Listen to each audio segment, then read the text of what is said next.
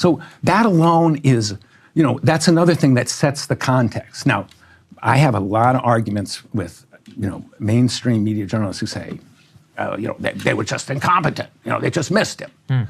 Okay, well, a couple of things. And this is what's important about the document that came out last week. Angleton, this new document shows, lied under oath to JFK investigators. And there's a very stark exchange in the new document, which shows very clearly. So that he lied about Oswald's involvement in one CIA project. But Oswald tripped many CIA.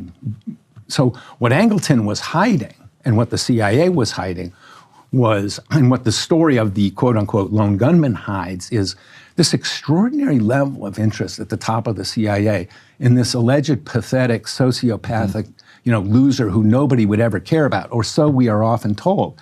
And yet, James Angleton, one of the smartest, most capable intelligence officers of his generation, regarded as the premier counterintelligence officer in the Western world, is paying attention to Lee Harvey Oswald for 4 years.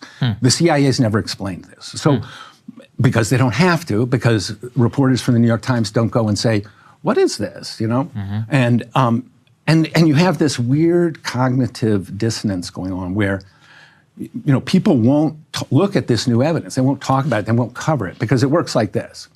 Well, that's a piece of evidence that's, that's of interest to Morley, and we know he's a conspiracy theorist. So that's kind of tainted evidence, and we don't need to think about it because we know for sure that Oswald killed the president. Right. It's like, and so that's been going on for years. And so, nobody knows the story that's just coming into view. So, I'm saying somehow this is part of the JFK story. You can't say, one question was, does this change the narrative? No one document changes the narrative, but the entire Oswald file that James Angleton had on his desk when Kennedy left for Dallas, that changes the narrative.